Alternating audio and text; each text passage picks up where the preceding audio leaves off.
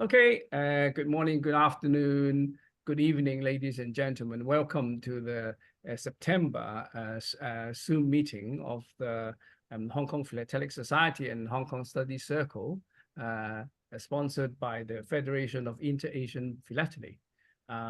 Yes, I have a very nice summer break. So last month there was no meeting, and we will start the new season, I would say.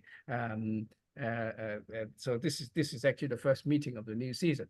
So well, first of all, apologies. Richard Whittington actually prepared something for the meeting, but no, he actually sent me an email, said that something suddenly came up and he couldn't attend. So fine. I think some of you have actually prepared something to show and tell for this meeting. So shall I start? Well, since my thing is on the screen, so shall I start with mine first? It's only a very short presentation of some interesting items. Okay, which I sort of picked up, from time to time on the internet or somewhere. Right. Okay. So Andrew, before you leave the screen, yes, where did this Jubilee stamp come up? This one. This yes. one. This one was on the internet. Say no more. Not advertising. Oh. Not very happy with them. Yes, this came on internet actually. Yeah. Whereas that well-known San Francisco site? Or... yes. And I missed it. Yeah. Oh, you missed it. Yeah. I think it went for, I don't know. Maybe it's cheap. I don't know. But you can certainly go back. Go back and I might search for the so-called the price. You can actually look. Okay, well, on the left actually is the mooncake, which is of course we just had the Mid-Autumn Festival, which I went to the so-called Fire Dragon dance in Taihang. Which actually ended up with the fire dragon turning into a water dragon. There was just torrential rain, and everybody get wet, and the police didn't have to do too much work to evacuate the whole street. Everybody just ran away because it was thundering and pouring from the sky. Anyhow, the one on the right, which I'm going to talk about, in fact. All right, so. Let's see if I could. Let me do. Okay. Right. Okay. You can see my screen, right? Okay. Right. Okay. So this one actually, it's also from the internet. It's an F1. Appears to be an F1 in blue, canceling an 8-cent QV stamp. And on the back stamp, there's nothing, with no other cancellations except the Foochow Fu CDS of 2nd of October. So well, today I actually looked up the papers and found out that on 3rd of October, a British steamer, the Douglas of course the Douglas company, right, left Foochow. And he actually sailed. Usually is one of these inter sort of coastal lines, coastal lines that ran from Foochow, Amoy, Swatow, and Hong Kong. And it arrived in Hong Kong on the 8th of October, and then it was actually put on to it missed the earlier sailing. So so the next sailing to the USA would be the PMSS China. Which left Hong Kong on the 15th of October to Yokohama and San Francisco, and according to the papers, the Hong Kong Daily Press, the ship actually sailed at 3 p.m. on Friday, and the mail actually closed at 2:30 p.m. But of course you can see the arrival marking, the San Francisco. Clearly dated November the 19th, which is the day after the ship arrived. So, I mean, a very common, obviously, there's thousands of covers with the 8-cent trans-Pacific rate per Anglo-US convention. But you see, in the papers, it actually said that between 230 to 250, you can actually mail your letters for a late fee of 12 cents. I think they're very late fee covers are not very uncommon, but I think late fee on these on the trans-Pacific covers, they are only maybe, I don't know, maybe 2 or 3. It's not as common as the rest. So it's also interesting that the newspaper actually said that insufficiently prepaid mail not accepted, and they would be diverted to the British packet. Say, I don't know why British and not French, but they said that way. And it is believed to be the earliest recorded F1 cover by this route, which are not that many actually by the trans-Pacific route. And then the earliest actually F1 the killer, assuming that this is genuine, okay, is in July 75. So this October is fairly early, and it's not recorded in Richard Greenwich, the 2017 book, the thick book, his new book that he published. So well, it looks okay to me, but I think I don't know. I think somebody has sent it to being expertized. So anyhow, so that is a nice item. Although the F1 is not clear. It is not the earliest F1 cover. I believe the earliest F1 cover was I think it belonged to Philippe many years ago. I think and he had a purple F1. Well, no, with dark blue F1 in 1874. And it was sent to Australia, I believe, by private ship. Anyhow, okay. So the next item are these Jubilee stamps. Quite interesting. There were 2 items. One with the an unknown killer. I don't know what, it looks like, I don't know, maybe US or elsewhere. I mean, it could be part of a duplex cancellation, of course, with the CDS around here, but it's certainly not a tripod killer, because you've got 2 thick solid bar at each side, and then this is a very interesting item with the French cancel, with the French mailbook cancel, and it says 12th of February, and looked up on the paper, and it's actually a French packets, Shanghaiian. At Hong Kong. It left Hong Kong on the 12th of Feb, and then obviously it was actually posted on the day of sailing, and I don't know, maybe it's the only known. I've not seen anything like that. And the other one is actually is a lucky find, well, by somebody bought it for for a song. I believe it's quite I think maybe the Jubilee collectors probably wouldn't notice that the basic 2 cent stamp has some of them has some plate flaws like this one. I don't know, you call it re-entry or something like that.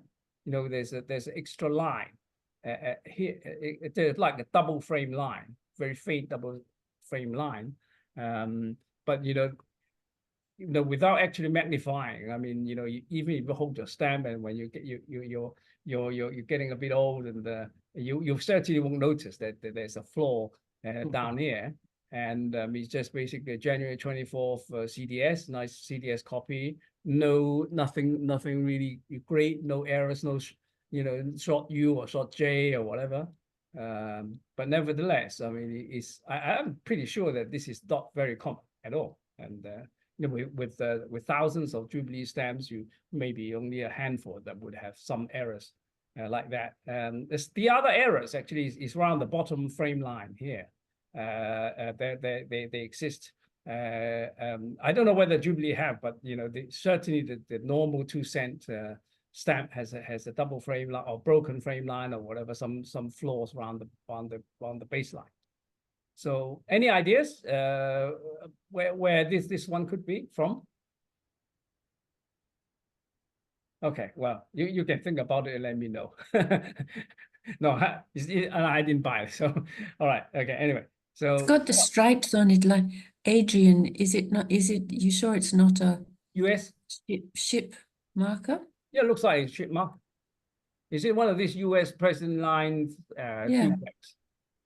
You know, duplex mark, but only showing could be. the cancel, and maybe it was. I mean, it could be here with the CDS that here, but this seems a bit too far with the duplex. When maybe it was inverted, and then you've got a CDS around here, this area.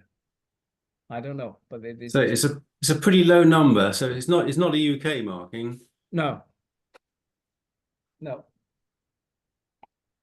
No, I don't think it's it's a UK killer mark.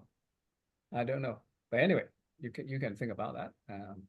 Right. Okay. So I'll just go on to the next slide. Now, this is very interesting. This is actually, I don't know how rare this is, but certainly it's a used stamp. It's got a fountain pen cancel, which indicates it is actually is a fiscal usage. Unless it's forgery, of course, you know. But you probably don't want to really ruin the stamp with just putting some ink scroll on it. But having said that, I mean, if you look at the back of the stamp, I mean, it looks like it has a bit of original gum here, and then also this bluish gray paper adhesion. So which it looks like that somebody just ripped it off from a fiscal document, which was in this kind of bluish gray paper. Anyway, this is quite interesting. Does it say paid at top? Huh? Possibly PA something. Yeah, probably paid, and somebody signed it with 30th of, maybe there's a pair of stamp, you know, sort of a 30th or something. I don't know. Yeah. So that's a interesting item. I think that you know, the person who had bought it probably didn't realize that the price had gone up so much, and then you know, certainly the stamp would have been worth far more than 2 cents when he used it on the fiscal document. I mean, this doesn't look like a first day of use, so maybe he should have kept the stamp and sell it to a stamp dealer or something for a bit more, well, anyways, all strange things happen. You know. All right, okay, so the next item is this wonderful cover, which I'm not actually going to give any comments because it's still in a certain sale. It's not being sold, so I don't really want to influence the result. But I mean, from the face of it, it looks like an extremely rare Kiungchow Oval with a registered. It had a registered here. It's a registered cancel, but with a registered remove, and it was used as a cancel, of postage stamps, without the registered here. And yes, I'm sure that I don't want to say it here, but I'm sure you know which sale is coming from. It's certainly not news, but and I think I don't know. I mean, you know, it might or might not fetch. Well, it certainly would. I mean, if it's not so doubtful that it would have fetched a huge price. But I'm not saying anything. But it just looks a bit strange. It's not recorded, obviously, by Richard Gervich. And what's more interesting is most of these Kiungchow Oval are found usually on the 5 cents and 10 cents QV, because by 1885 the postage have gone decimal. So this is certainly not the right rate. I mean, 32 cents is not the, well, maybe it's over franc, I don't know, but it's very unusual rate. The cover has been folded. You can see there's is described in the catalog as there's a folded, and there is a kind of London WC receiver, only one WC receiver with a unclear date, and it says 86 arrival. So anyway, so Andrew, there is something very strange about this cover. yeah, When you look at the date of 7 September 1885, yeah, and you look at the lower corner lower left corner, Mm. and the date is written there also. And that's exactly the same writing on the left corner Yeah. and on the cancel. Yeah. Same How can okay. something like that happen? Yeah. Yes, it's Doesn't make any- unusual they should write doesn't the make any date on sense. twice, you know. It doesn't Yeah. make any sense. And normally the date is part of the chop. It's That's not right. something which is added Not a later. handwritten chop, right? I've never seen one with a handwritten chop. Yeah. This is very, very unusual. And I mean, It's sort if of you an italic script, isn't it? It's handwritten, Yes, Yeah. it's script.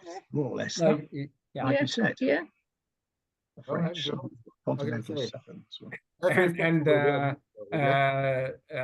word of warning. I mean, if you decided to try your luck and pay an arm and a leg for it, make sure that you get a certificate. Make sure, well, from a good authority, not anybody who issues a certificate. Okay, because of the provenance, you know, that they might falsely influence the judgment.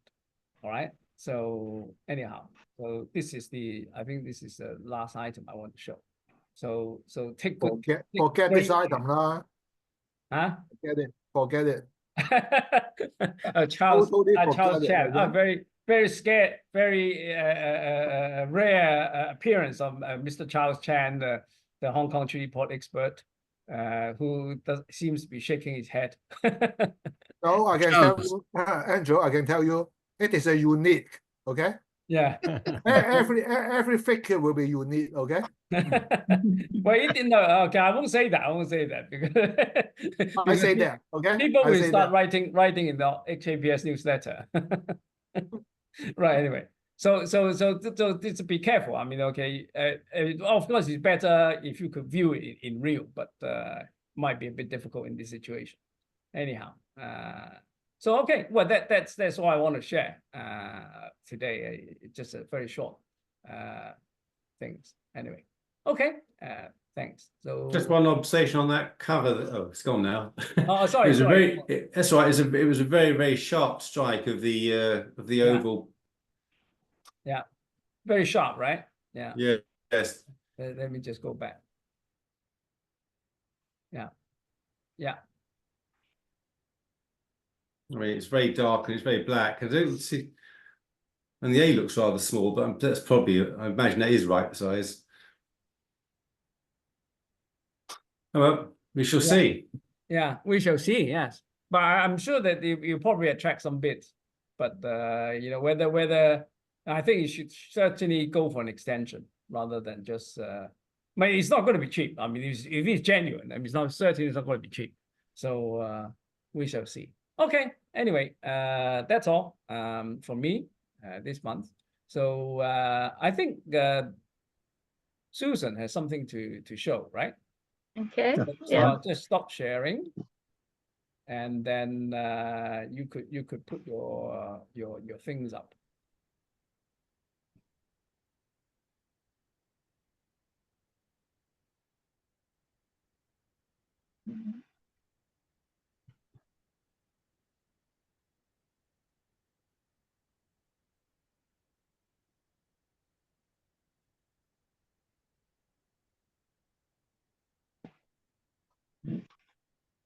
I've got two very short little zooms to show. Yeah.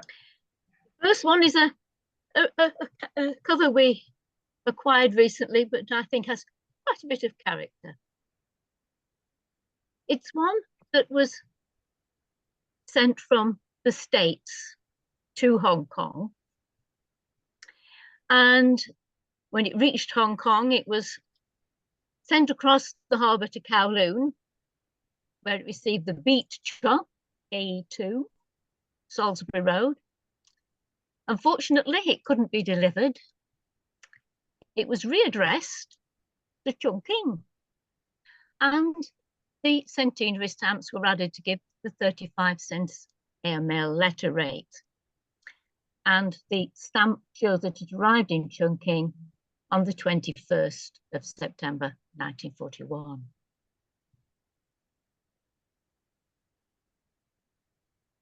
On the back, it shows that it was a fairly quick turnaround, all on the same day, the 18th of September. 9 o'clock arrival in Kowloon, then 4:30 Kowloon, it re-entered the post, and 5 p.m. Victoria. And that's the not opened by censor mark. Now, if I go back, there's something else about that cover that the seller hadn't spotted. Can anybody looking spot what it was? Something a little bit more unusual.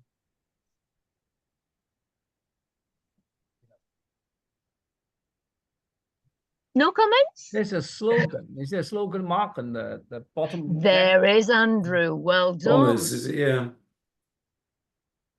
What's it What say? does it There we say? are. Oh, It's the Buy Bombers Buy slogan. bombers. Yeah, There it is, that one. yeah. But Yeah. interesting, it's got 2 screws on each side. Can you see Mhm. the screw mark Yeah, on yeah. on the right and the left of the buy? yeah. Now that was in use April to November, so that fits. Now that slogan was only applied to internal mail that was to be delivered within Hong Kong, incoming mail and internal mail. So this is very unusual. It's one that's been sent abroad, but it does have the Buy Bombers slogan. And presumably that was applied when the cover first arrived in Hong Kong at the GPO before it was sent across to Kowloon. It just makes the cover a little bit more unusual. Mm-hmm. What do you think of those little round things, left and right of the buy bomber slogan? It looks like little screws to you. It's probably right, but it's probably, yeah. You know, screw the slogan to Fixing to the block with the perhaps or handle. something. Yeah. All right. But, Very interesting. but it hadn't been noticed, and the airmail had May I see the been stuck cover over again? the top. May I see the cover Pardon? again? May I see the cover again? Yeah, sure. There we go. You go back to the last slide. Yeah. All right. KE2. So Yeah, KE is Kowloon, right? Kowloon. Yeah. Kowloon delivery Yeah. mark. Yeah. So it's under the Hong Kong stamp Yeah. by bomber. Yeah, well, it should be. Yes, it should be. It was applied when it first arrived at the GPO.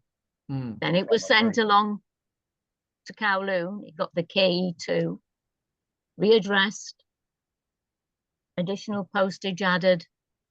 Then it came back over the top of it. Then it came back to the GPO where it was, they got the not opened by censor. The not opened by censor is on top of the Buy Bombers. Mm. And then it was sent to Chungking. Have you the Philippine clipper? Right. Okay. That's San Francisco. And then there is also on the back, there's also a postman chop as well. The Chinese postman chop. Yeah. Is that what I Yes, couldn't decide whether it was yeah. that or it was the person who, I think it's a Chinese postman chop. right, yeah, at Chungking. I can made up the word Tang, Mr. Tang. We got Mr. Tang here. I think. Mr. Tang. Right. Yeah. Right. Well, my second little PowerPoint is completely different and even shorter. Yeah. This is about the George V stamps. Oh, Sarah knows. This is an example. If you look at the inner frame line on the left, it's thinner and it looks under inked. And you do occasionally get stamps like that. And I hadn't really considered them particularly unusual until I got a sighting of this block. And if you have a look at this block, the first stamp has the inner left frame line, very narrow. And so does the next and the next. In fact, all 6 stamps have that thin, yeah, especially the lower middle one, very thin. Now, I don't understand how that occurs. it would be very strange if it was under-inked in the same place on Mm. each stamp. Pressure? So my question is, does anybody have any idea about the printing process that would produce that thin frame line in the same place on all 6 stamps? Is it constant? Do you have other blocks showing the same thing? I haven't got other blocks. I mean, you do get them on the odd stamp. It's just that I found it was found on the 6 in exactly the same place. Mm. I mean, presumably they wouldn't have used that if it was a thin line on No. the little. No, the Wouldn't have used engraving certainly would be units. equal. I mean, it won't be one thicker than the other. I think No, maybe no, it's, they'd all it's be a the same. printing. It's a printing thing. Yeah, it is a Maybe printing different thing, but pressure, different pressure applying on the printing plate.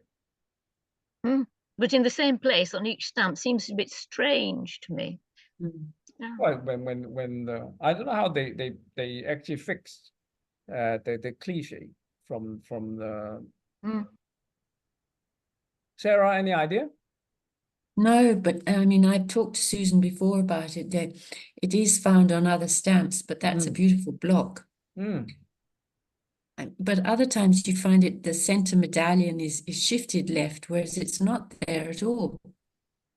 No, Right. It's well centered. I've got some that are where it's to one side. Yes. It's Is just- that's it anyway. That was Is that a single plate or 2 plates? that's my, Yeah, excuse my ignorance. Is it a it's single 2 plate? plates. It's 2 plates. Okay, But okay. there's a separate head Yeah, the plate head plate and the duty and plate are frame different. plate. Okay, but it's the same color. It happens to There's be the 2 same color. plates. Yeah, Okay, all right. yeah, that's right. Yes, Yeah. yeah. No, it's a It's mystery. Mhm. So my Yeah. feeling Anyway, is I'll a stop. printing thing. Is a printing. Yeah, the it's some pressure, sort. The pressure Yeah. of the press. Yeah, I'll stop sharing anyway. Yeah, Oh, it's beautiful. It's a nice block. nice block, but a Yeah. puzzle. No, it's good point that you raised it. Yeah. Mhm. Right. Andrew, can I quickly share something before I fall asleep? Yeah, sure. Yeah. It's 11:45. Yeah, so sorry, As long as I'm awake enough to make share screen work. Yeah. Okay. Can you see it? Nope. Yes? Nope. You No. have to press the green green box with the share screen. Oh, I've done that. And then you just select what it is you want to share, Sarah. Oh, I've done that too. Okay. Okay, hold on, I'll go back. Share. Yeah. You got it? Okay. It's about to show, I think. Yep. Can you see the PowerPoint or just the envelope? I can see the envelope. And Oh, not well. PowerPoint. Oh, well, at least you've got the envelope. And a nice baby seal. I just thought it was a rather beautiful one. It And is. I particularly hoped that Richard Whittington would be there because it's interesting that it actually traveled by the United States to Holland. Hmm. On you the make it- back, can it you has make it a bit cancels on the bigger? 20th of February. Sarah, Hmm. can you make it a bit I'll bigger? try. Drag it. Yeah, make it a little bit bigger. And fill the screen, the box. Yeah, you use the arrow on the bottom right. Just drag the screen and make it bigger. Is that better? Yeah. Okay. Yeah, that's better. There you go. I've got the people stuck in the middle. Using the right bottom corner arrow to have Yeah. a full screen. Yes. There you go. Yeah. Yeah. Beautiful. And so anyway, it left Tientsin on the 20th of February 1918, got to Shanghai 28th of February, San Francisco April 1918, New York April 1918, and finally got to Holland on the 14th of May 1918. On the back it has the cancellations. So it went I mean, obviously the Russian Revolution interrupted the Trans-Siberian Railway, but it's interesting that it took such a long time and went via the United States. Mhm. It's got the US censor marking on it here, and the registration sign with the 0 becoming like a Q there. Mhm. But it's a lovely envelope from this railway company. I thought they were in Belgium, but it's actually in Holland. Does anyone have any knowledge of why the Trans-Siberian was not working then, the Russian Revolution? Yeah, could be 1918. Yeah, Yeah. it stopped being used in 1918. I don't know the exact date, but Well, this is Yeah. February to It's not even 18A, that. so- It's World War One. and there's World War One. World War One. It hasn't ended. I mean, so Yes, I mean, I have items that have gone via the Pacific and the Atlantic rather than via Suez.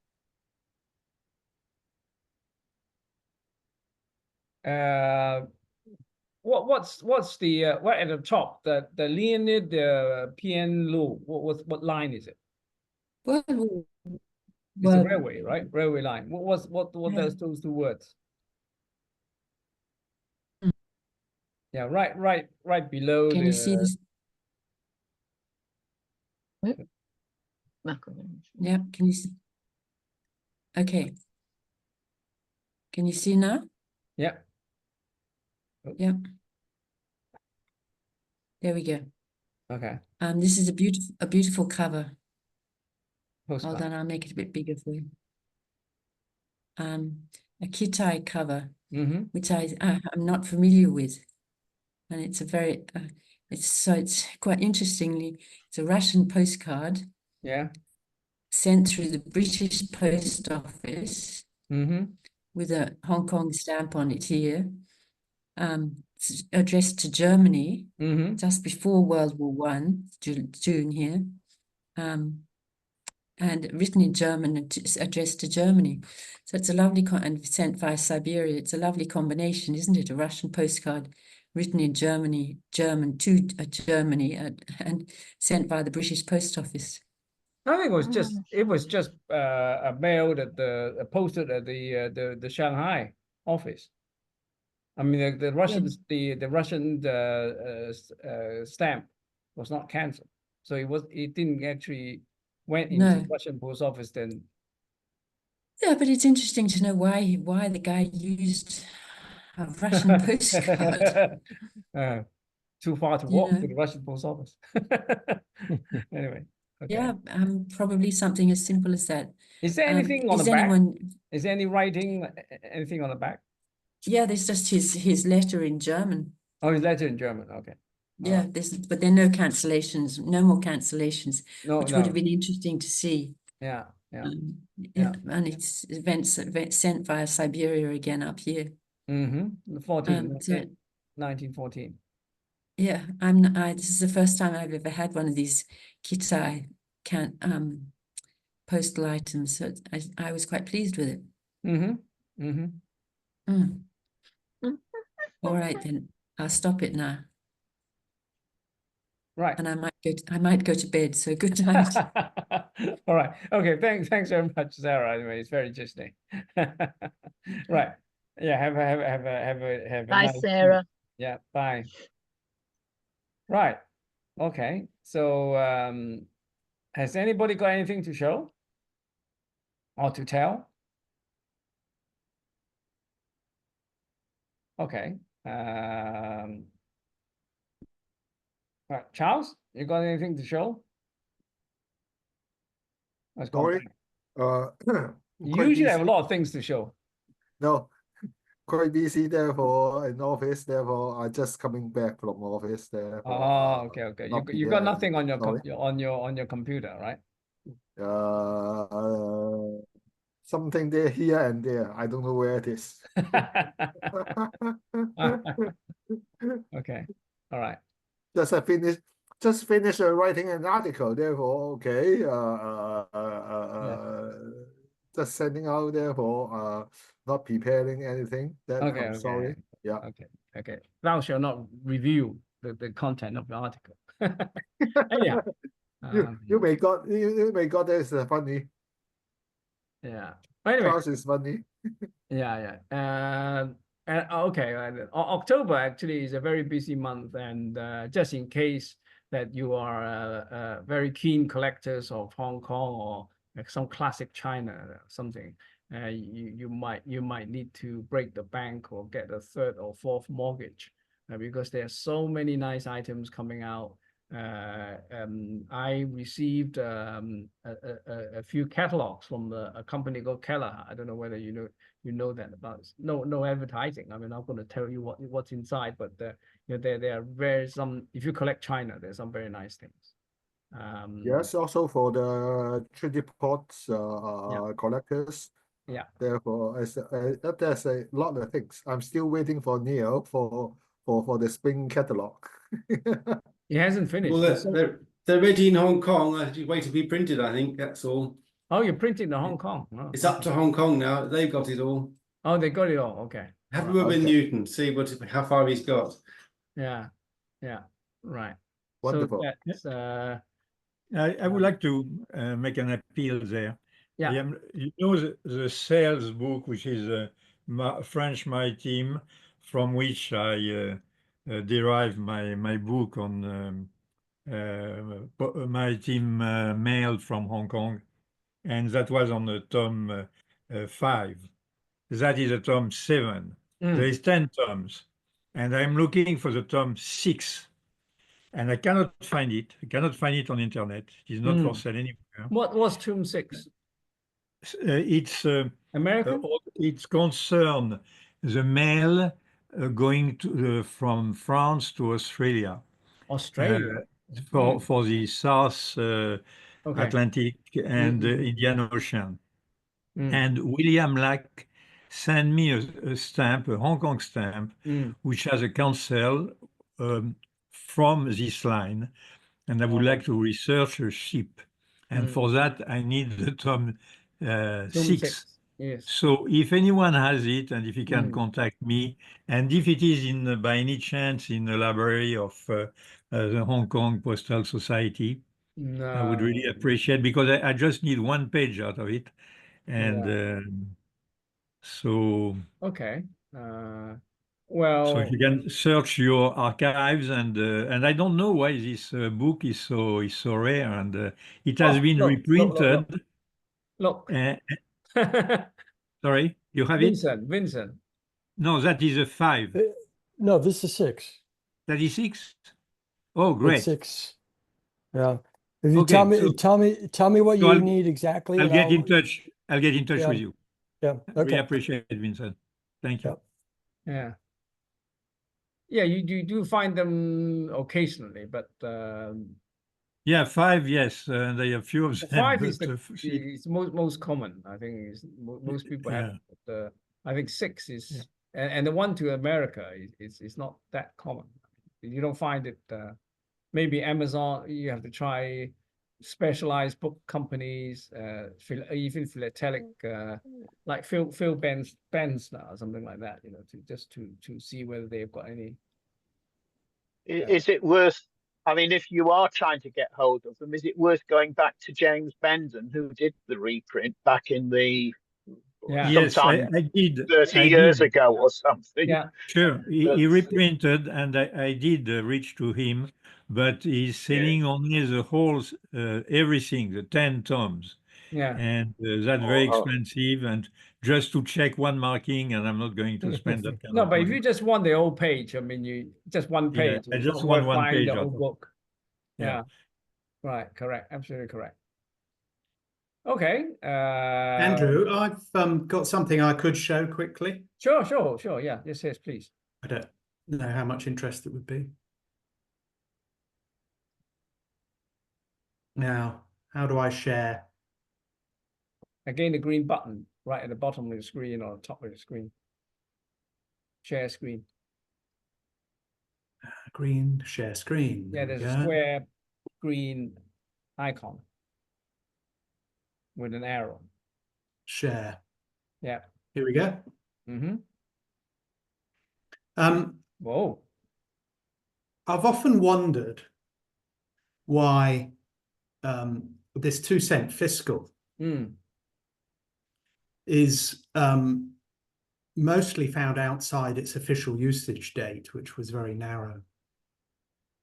And this I actually photographed at the British Library.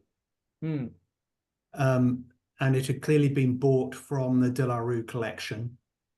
The same picture exists in the De La Rue book published by the Royal Philatelic Society. But the original sits in the British Library. And that's a photograph of the original.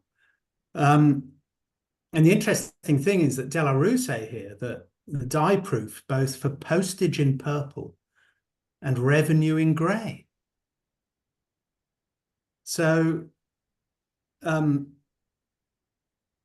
was obviously some intention to use, maybe to have a standby, this 2-cent fiscal or stamp duty for occasional postal use. You don't find the grey one used postally, or at least I've never seen one. But it's actually quite hard to find the lilac one in the correct date. And Gurevich notes that of something like 13 covers, only one of them was in the official period. One of the 13. Similarly, John Bull sold a whole selection of them used from 1883 right through to, I think it was 1903. Some at treaty ports as well. So I don't know. I wonder if a bit more leeway should be given concerning the genuineness of postmarks outside the narrow date when it was officially gazetted as used. I don't know if anyone else got any other thoughts.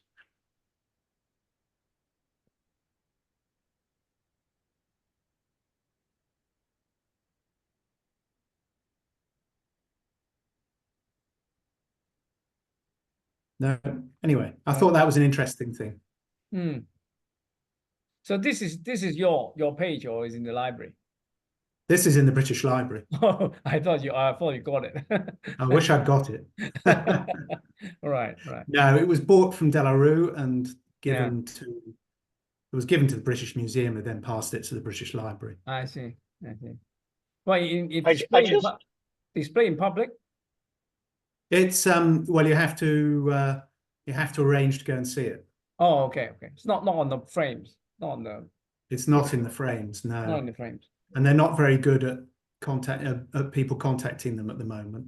But if you want to see it, it's also in the De La Rue book, which there's a copy of at Spink. I'm interested that it's a typed comment. I mean, 1883, that's quite early to be using typewriters, isn't it? Yeah. Revenue grey. But it is. I could probably find you the whole page from the book, but. This is Charles Chen. I'm sorry that I'm just reading the thing concerned about the Delaro record book, CA Volume 9, page 109 of the date April 2nd of 1883, which is an exhibit by our Honorable President William Guan, concerned about a page of the stamps with overprint with a cancel. The comment inside is that well, the 2 cents carmine was at that time the approved color for 2 cents.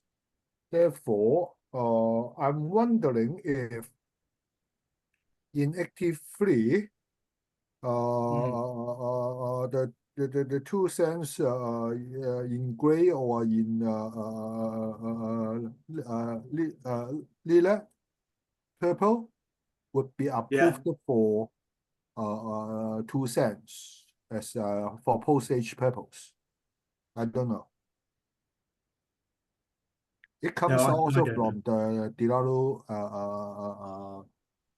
record book, okay? Yeah. And that record book page, I think it is also appear in Richard Garage QV booklet that you can to have a look. Therefore, I've got I'm wondering this can be of 83 that can be used for postage purpose. And because the 2 cents Karma already approved it as the approved color.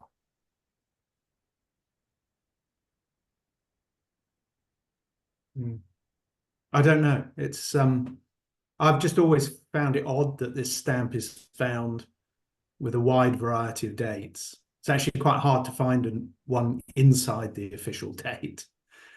And that seemed to tie in with what you actually see, which is the top one used over a 20-year period, and the bottom one, I've never seen a postal one. Yeah. Anyway, that's just a thought. Yeah. Okay, thank you. Interesting. Yeah. Interesting. All right. So I mean to finish the philatelic calendar of the year of the 2024, there will be a FIAP Asian International Stamp Exhibition in Shanghai. Actually, Shanghai hasn't held an exhibition, international exhibition, for many years. But I think, I don't know why, maybe the cost of it is very high. But it will be in end of November to early December. Aside from the international stamp exhibition, which is really Asian internet with the FIAP countries, FIAP members, there will be a FIP Congress.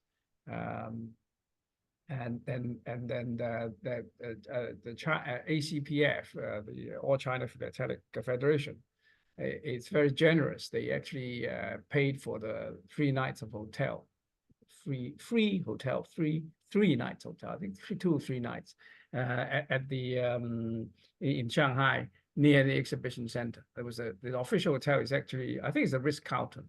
It's directly behind the exhibition center, which is a very classic building. You know, if you were one of the delegates, congratulations, you could actually stay there for free for a couple of days, and then to attend the FIP Congress. So yeah, so but anyway, that's the and then of course, you know, following that would be the I think the Monte Carlo would have the exhibition closely following the end of the Shanghai exhibition. And if you wish to attend both, you would probably need to. It's a very tight schedule. That it's just one is closing, the other's opening. So anyhow, and this year Monte Carlo Club, I mean they have a special exhibition called Far East. So there should be some interesting exhibits from the members who collects Far East. Anyhow. You know, well, I mean, if you want to go there and check it out, it's yeah, I mean, you might see some interesting exhibits and meet some interesting dealers. Anyway, okay, so I think if nobody want to show anything, I conclude this evening's show and tell session, and I'll see you next month.